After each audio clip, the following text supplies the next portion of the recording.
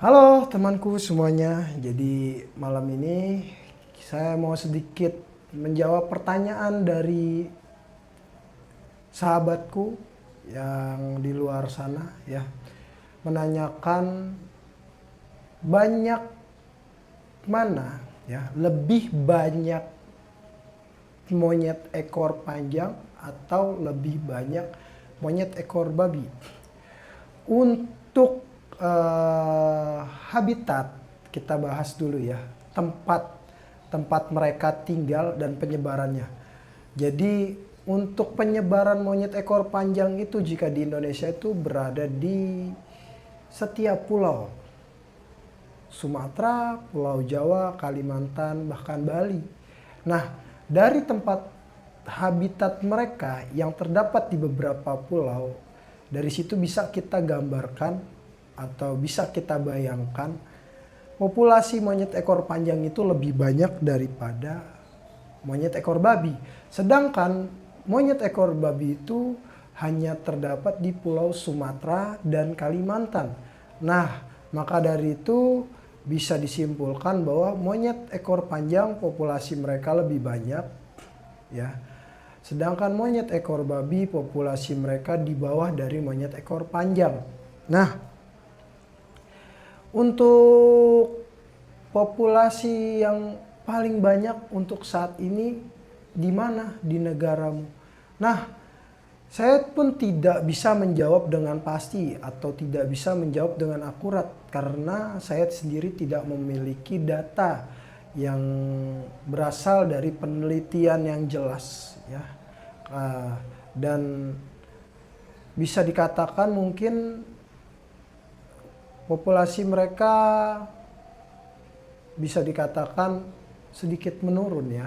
Karena yang pertama adalah pembukaan lahan seperti untuk lahan-lahan sawit atau pertambangan itu menyebabkan para monyet itu kekurangan tempat tinggal atau kehilangan habitatnya. Dan itulah yang membuat jadi permasalahan di mana para monyet itu seringkali bertemu dengan manusia dan sering sekali menjadi masalah untuk para manusia itu sendiri. Jadi ketika tempat tinggalmu menghilang, otomatis kamu akan mencari tempat tinggal baru untuk menemukan makanan untuk bertahan hidup. Sama seperti monyet, ketika tempat tinggal mereka menghilang, ya, tempat tinggal mereka hilang, mereka akan mencari tempat tinggal baru atau mencari tempat yang dimana mereka bisa menemukan makanan untuk bertahan hidup. Jadi itulah salah satu penyebab konflik manusia terhadap monyet juga. Nah, dari situ juga suatu kebencian kepada monyet ini timbul, dan di mana beberapa orang menganggap monyet itu adalah hewan perusak dan hama. Jadi ada di mana tindakan mengurangi populasi mereka. Nah, terkadang diperangkap lalu anakannya ya yang kecilnya itu diambil lalu dibawa ke kota, dijual belikan di pasar. Nah, seringkali seperti itu temanku, karena memang mereka ini dianggap adalah salah satu hewan perusak dan hewan hama. Kenapa dikatakan hewan perusak? Apa alasannya? Nah, untuk monyet sendiri, monyet maupun beruk, monyet ekor babi maupun monyet ekor panjang, dia bukan hanya memakan buah-buahan, bahkan mereka juga memakan pucuk dedaunan. Jadi terkadang ada beberapa petani yang baru menanam beberapa tanaman itu, ketika baru menimbulkan tunasnya baru tumbuh, itu sudah dimakan oleh para kawanan monyet atau segerombolan monyet. Disitulah bisa digambarkan mereka ini sebagai hewan perusak. Kenapa mereka dianggap hama? Yang pertama memang populasi mereka yang bisa dikategorikan cukup banyak saat mereka terlihat ya, seperti misalkan Anda memiliki ladang jagung ya, ketika itu monyet ekor panjang maupun monyet ekor babi mendatangi ladang jagung Anda itu biasanya berjumlah di atas 10 ekor sama seperti babi. Nah, mereka itu memakan beberapa jagung dan menghancurkan tanaman ya, seperti menginjak-injak tanaman jagung. Itulah yang menyebabkan mereka disebut adalah hama. Nah, itu juga yang menyebabkan mereka populasinya sedikit menurun. Dan yang ketiga adalah predator alami mereka sudah jarang sekali terlihat. Saya sendiri tidak memiliki data yang akurat, hanya saja saya sering melihat media sosial yang mengabarkan atau memberi informasi tentang predator alami mereka seperti harimau, macan ya. Itu sudah mulai menurun populasinya, seperti burung predator, elang ya, baik dari perburuan liar maupun dari kehilangannya tempat tinggal mereka di alam. Itu juga salah satu penyebab keseimbangan ekosistem mulai terganggu. Jadi seperti itu temanku ya. Nah, kenapa saya mau merawat hewan perusak dan hama ya?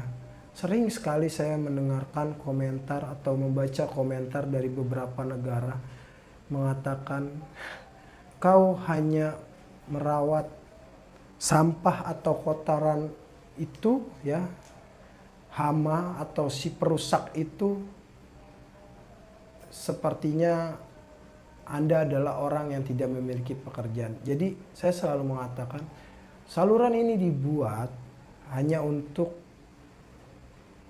memberitahukan kepada kalian bagaimana karakter mereka sebenarnya, tanpa ada pelatihan apapun, tanpa ada perintah apapun, dan tanpa ada yang namanya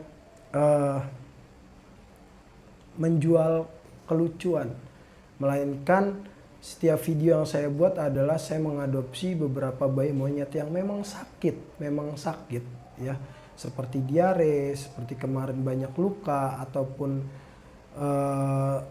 memiliki cacat fisik. Jadi saya menanganinya dan saluran ini menjadikan satu tempat untuk mendokumentasikan setiap aktivitas yang saya lakukan pada saat saya menangani bayi monyet ini. Dan saluran ini juga bisa menjadi tempat saya untuk mengungkapkan perasaan saya dan pengalaman saya bagaimana rasanya merawat bayi monyet, dan kalian juga mungkin bisa mempelajarinya dari setiap hari video yang saya buat ini. Jadi seperti itu temanku. Intinya